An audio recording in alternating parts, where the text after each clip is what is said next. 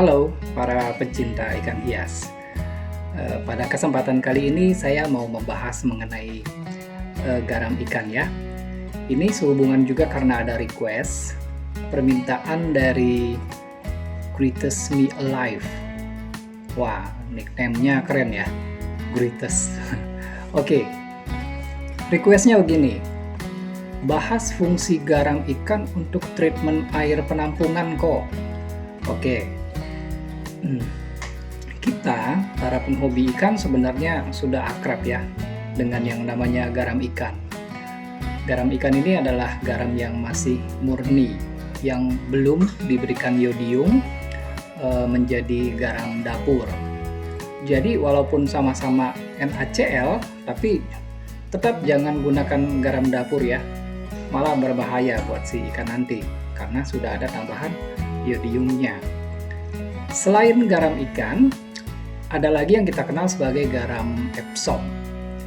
Garam Epsom ini dulunya kita kenal dengan nama garam Inggris yang gunanya buat mencuci perut. Jadi kalau konsumsi garam ini kita bisa langsung mules-mules, lalu lancar deh pembuangannya. Nah, garam Epsom juga dikenal dengan nama garam mandi. Jadi biasanya garam ini digunakan untuk berendam ya, buat mandi.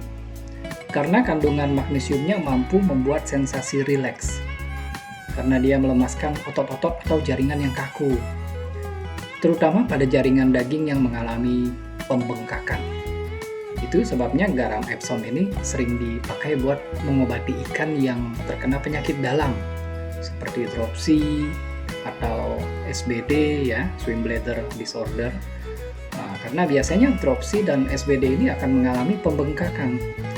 Jadi dengan garam Epsom ini bisa dilakukan kompres pada bagian yang bengkak agar kempes lagi. Nah, kalau garam ikan bisa nggak dipakai buat pengobatan dropsy atau SBD? Wah, nggak bisa. Malah akan semakin parah nanti kondisinya. Karena cara kerja antara garam ikan dengan garam Epsom ini sangat bertolak belakang. Garam ikan bekerja berdasarkan prinsip tekanan osmosis ikan. Jadi dia akan penetrasi masuk ke dalam. Sedangkan garam Epsom justru sebaliknya. Dia ke arah luar. Jadi kalau dalam keadaan penyakit dropsy atau SBD, kondisi yang tadinya membengkak, kalau menggunakan garam ikan sebagai pengobatan malah akan semakin membengkak. Ikannya malah makin cepat mati. Jadi hati-hati ya, untuk pemakaian garam harus gunakan garam yang tepat untuk kasus yang tepat. Oke, jadi tadi sedikit pembukaan mengenai jenis-jenis garam ya, yang biasanya kita gunakan nih dalam hobi akuaris kita. Cuman ada dua sih, yaitu garam ikan dan garam Epsom. Sekarang melanjutkan ke garam ikannya. Penggunaannya yang baik ini sebenarnya bagaimana sih, dan buat apa saja?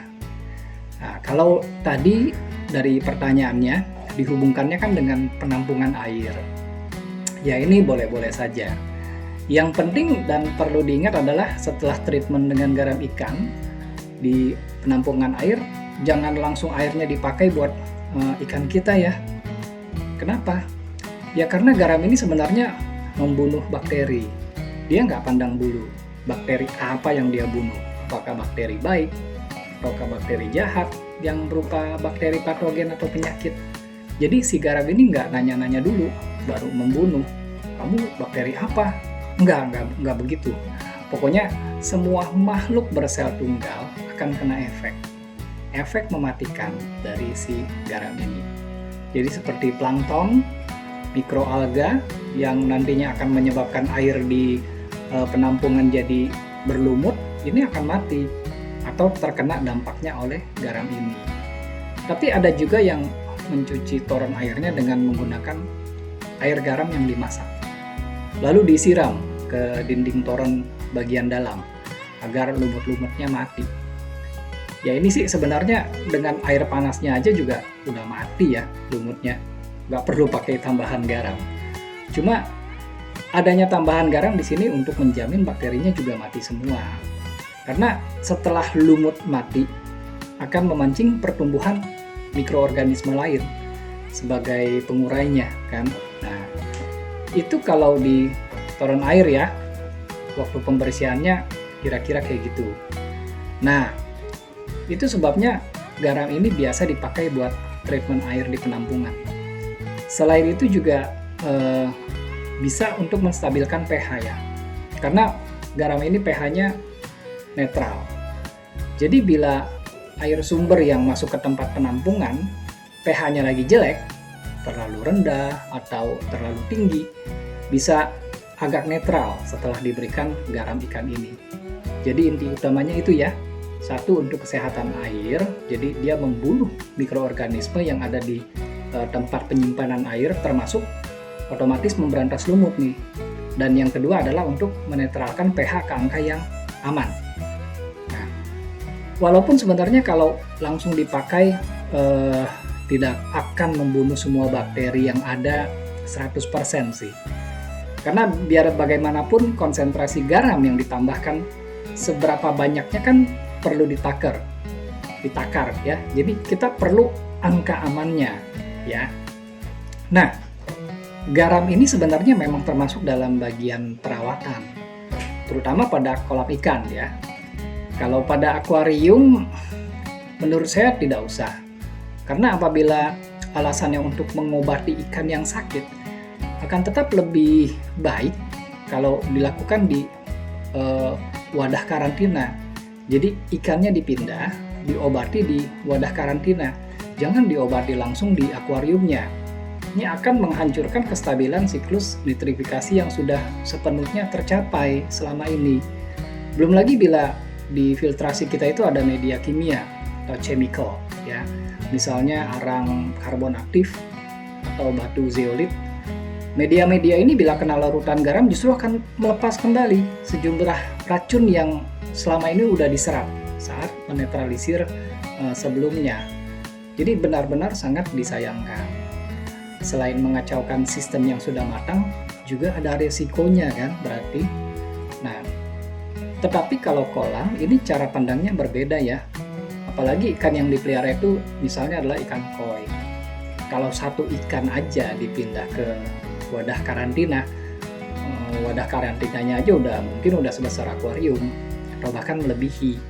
Jadi biasanya menggunakan bak-bak fiber yang besar. Jadi tentu saja ini sangat jauh merepotkan dibandingkan treatment ikan-ikan yang di akuarium. Kecuali akuarium besar yang isinya ikan-ikan predator ya. Ini kita anggap sama nih dengan kolam gitu. Tapi intinya untuk antisipasi masalah ini maka perlu adanya treatment garam di kolam tadi. Cuma dosisnya harus benar agar tidak menghancurkan kematangan sistem yang sudah terbentuk tadi. Ya sedikit banyak sudah pasti akan berpengaruh. Tetapi kita harus set itu seminimal mungkin. Jadi kita harus bagi berdasarkan kebutuhannya nih. Kebutuhannya ini untuk apa dulu gitu. Jadi kalau berdasarkan kebutuhannya bisa dibagi menjadi 3, yaitu untuk preventif atau untuk perawatan lah sama aja. Nah, untuk penampungan air ini termasuk yang nomor 1 ini ya, untuk perawatannya ya, preventif. Lalu yang kedua untuk pengobatan bakterial, jamur, dan parasit-parasit kecil. Dan yang ketiga untuk pengobatan khusus terhadap parasit besar. Oke, saya akan bahas satu persatu ya. Yang pertama untuk preventif dulu nih, atau untuk perawatan. Termasuk perawatan air pada penampungan air tadi ya. Nah, kalau kebutuhannya untuk perawatan ini, maka maksimum pemberian garam hanya 0,1% dari volume air. Jadi misalkan kolam itu kolam ikannya misalnya volumenya 10 ton air atau 10.000 liter ya, maka pemberian garamnya adalah sebesar 0,1% dikali 10.000 liter jadi 10 kilo, atau bisa dibilang 1 kilo deh buat setiap 1.000 liter airnya. Jadi kalau buat penampungan air tadi bagaimana? Ya dilihat kapasitas air yang ditampung itu berapa liter. Misal kapasitasnya 1.000 liter, maka garam ikan yang boleh diberikan maksimumnya cuma 1 kilo, ya, jangan lebih, gitu. Lalu untuk poin nomor 2, yaitu untuk pengobatan bakteri, jamur, atau parasit kecil. Ini tetap sebaiknya dilakukan di wadah karantina sih ya, jangan di akuariumnya langsung. Nah, kalau untuk poin 2 ini, saya ada bilang tadi parasit kecil. Ini contohnya seperti velvet, white spot, atau itch. Jadi parasit yang kelasnya kecil. Kalau yang kelasnya lebih besar seperti cacing, kutu jangkar, apalagi lintah, ini nggak bisa. Nanti itu masuknya di poin nomor 3 ya. Oke, untuk poin nomor 2 ini pemberiannya yang benar sebenarnya adalah maksimumnya 1% dari volume air. Dan dalam waktu 1 hari atau 24 jam. Jadi maksudnya gini, jadi jangan langsung buat larutan garam 1% dari volume airnya, tapi harus ditingkatkan tiap beberapa lama, misalnya setiap 4 jam, itu akhirnya menjadi maksimum 1%. Bisa ditambahkan dari 0,1, tambahin lagi 0,1 berikutnya, atau 0,2 gitu. Jadi nanti tiap 3 atau 4 jam ditambahkan lagi 0,2%, begitu seterusnya. Pokoknya diatur maksimumnya dalam 24 jam, totalnya hanya 1%, jangan lebih. Antisipasi nih sebenarnya, supaya ikannya kalau dia nggak kuat dengan konsentrasi garam yang terlalu pekat, kita bisa lihat.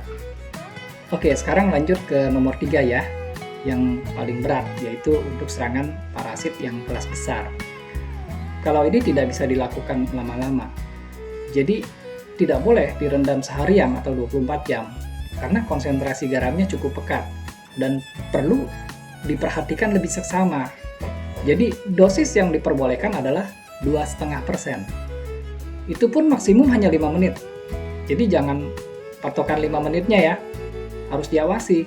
Bila ikannya nggak kuat dengan konsentrasi sepekat itu, baru 1 menit pun langsung diangkat. Jangan diterusin ya, kan nanti boleh diulang lagi pengobatannya gitu. Nah oke, saya rasa sudah cukup ya panjang lebarnya ya mengenai pembahasan mengenai garam ini. Jadi kalau untuk perawatan di penampungan air, bila sumbernya adalah air pump, saran saya sih sebaiknya ditambahkan juga antiklorinnya, karena air pump biasanya ada kandungan kaporitnya. Walaupun tidak tahu sih seberapa besar kadarnya. Jadi kalau mau treatment garam, sekalian deh antiklorinnya. Biar sehat gitu, biar sehat sekaligus dah semuanya gitu. Oke deh, saya rasa cukup ya ngobrol pembahasan tentang garamnya. Semoga jelas dan cukup membantu. Sampai di sini dulu perjumpaan kita. Akan kita lanjutkan pertemuan kita di kesempatan yang akan datang. Dan terima kasih sudah menonton. Salam Aquaris.